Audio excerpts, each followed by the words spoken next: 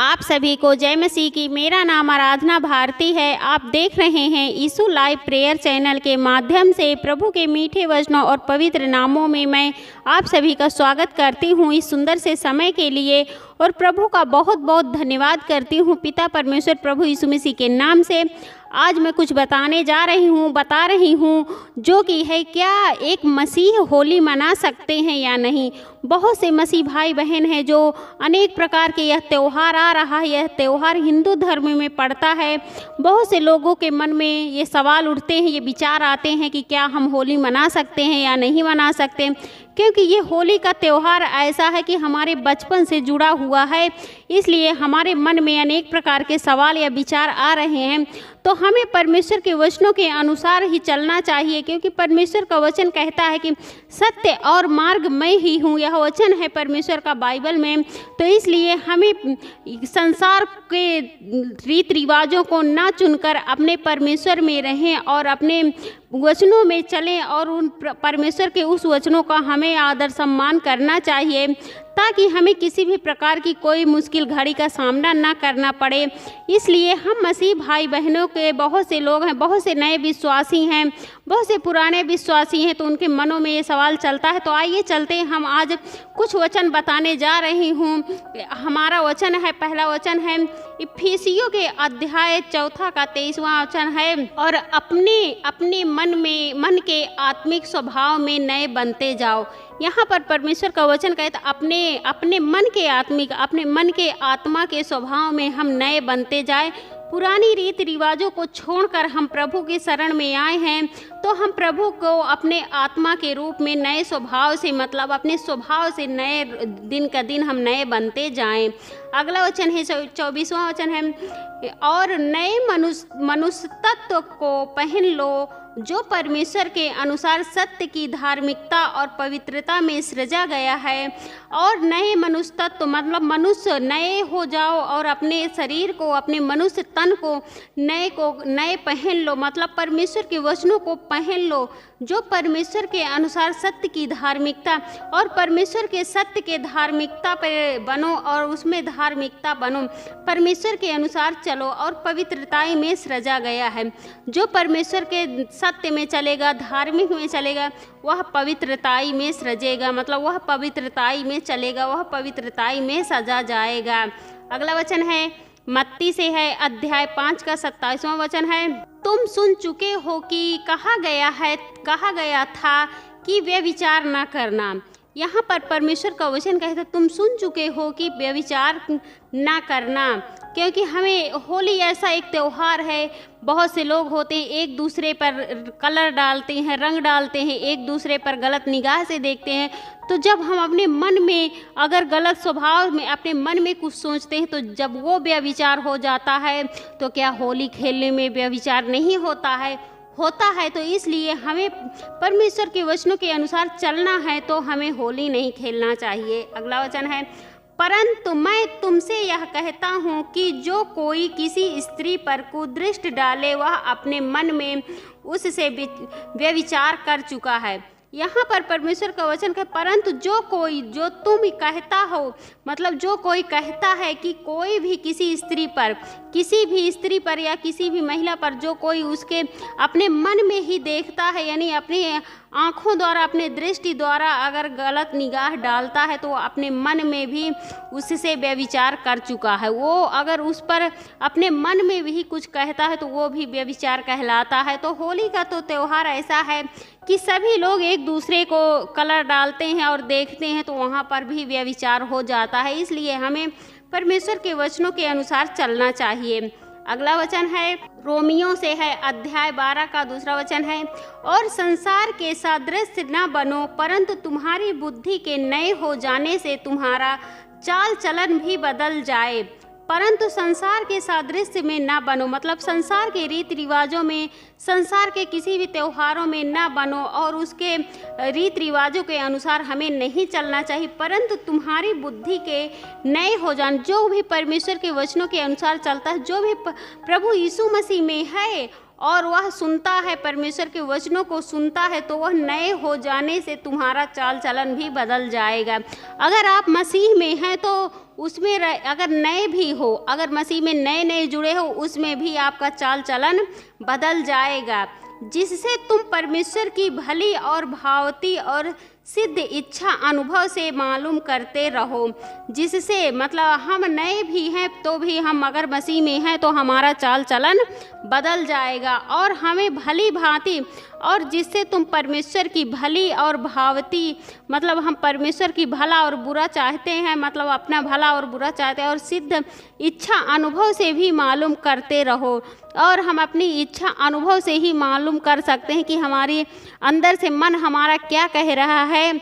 इसलिए हमें सोच समझकर परमेश्वर के वचनों के अनुसार चलना चाहिए।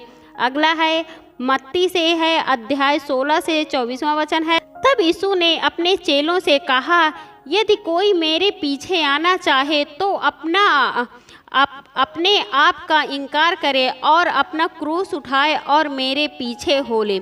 यहाँ पर परमेश्वर का वचन कहता है, जब कोई, यीशु अपने चेलों से कहा यदि कोई मेरे पीछे आना चाहता है तो वो आ सकता है। कोई जोर ज़बरदस्ती इसमें नहीं है। जिसका मन हो, जिसकी इच्छा हो, वो प्रभु के पीछे आ सकता है, और जिसका मन नहीं है, उसकी इच्छा नहीं है, तो वो नहीं आ सकता। जो उसका मन करे वो कर सकता है, क्योंकि इसमें मसीह में कोई किसी से जोर ज़बरदस्ती नहीं करता है कि तुम यहाँ आओ या जाओ, तुम मानो या ना मानो। अगर आपकी इच्छा है तो आप कर सकते हैं, अगर आपकी इच्छा नहीं है तो आप नहीं कर सकते। इसलिए परमेश्वर ने कहा, जो अपने आप को इनकार करे वह इनकार कर ले, उसमें कोई ज़बरदस्ती। और जो परमेश्वर के पीछे आना चाहता है वह क्रूस उठाए और अब उनके पीछे हो ले।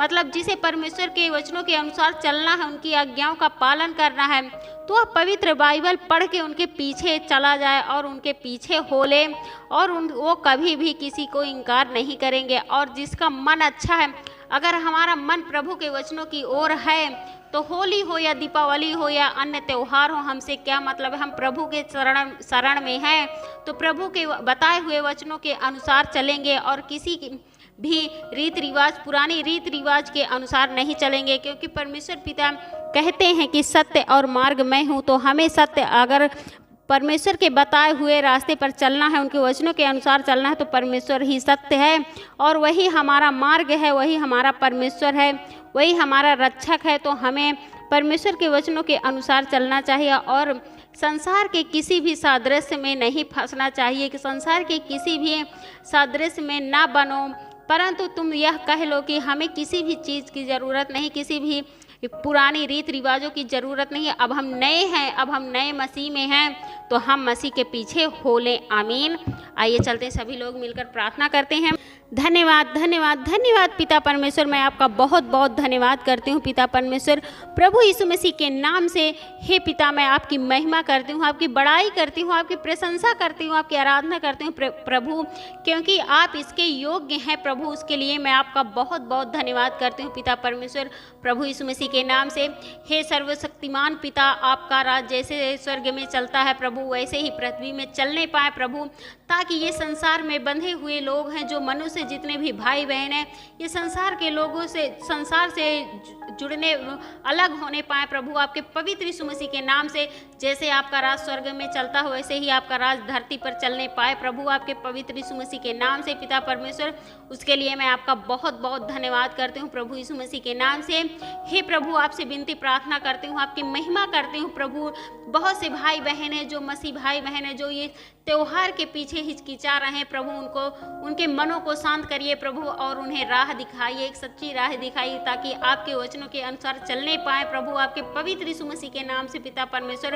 उन भाई बहनों के लिए मैं प्रार्थना दुआ करती हूँ, और उन भाई बहनों के लिए प्रार्थना दुआ करती हूँ प्रभु, आपके पवित्र यीशु मसीह के नाम से पिता परमेश्वर। और उसके लिए मैं आपका बहुत बहुत धन्यवाद करती हूँ पिता परमेश्वर, प्रभु यीशु मसीह के नाम से। हे प्रभु, मैं आपसे विनती प्रार्थना करती हूँ, आपकी महिमा करती हूँ प्रभु। बहुत से भाई बहन हैं जो बहुत से भाई बहन हैं जो परेशान हैं, बीमार हैं, बहुत से परेशान हो जाते बीमारी के कारण, चिंताओं में डूबे हैं प्रभु। उन भाई बहनों के लिए मैं प्रार्थना दुआ करती हूँ, आपसे महिमा करती हूँ प्रभु, उनकी बीमारी दूर होने पाए प्रभु, आपके पवित्र यीशु मसीह के नाम से पिता परमेश्वर उन भाई बहनों की रक्षा कीजिए प्रभु, और उन्हें सहायता, उन्हें संभालिए प्रभु, आपके पवित्र यीशु मसीह के नाम से वो बिल्कुल चंगे होने पाए प्रभु, आपके पवित्र यीशु मसीह के नाम से पिता परमेश्वर वो बिल्कुल आज़ाद होने पाए प्रभु, आपके पवित्र यीशु मसीह के नाम से पिता परमेश्वर।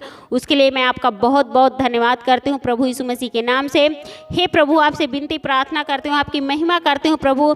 बहुत से भाई बहन हैं जो बहुत से गलत संगतों में जुड़े हुए हैं प्रभु, उनकी गलत संगतें छूट नहीं पाए प्रभु, आपके पवित्र यीशु मसीह के नाम से पिता परमेश्वर। उसके लिए मैं आपका बहुत बहुत धन्यवाद करती हूँ प्रभु यीशु मसीह के नाम से।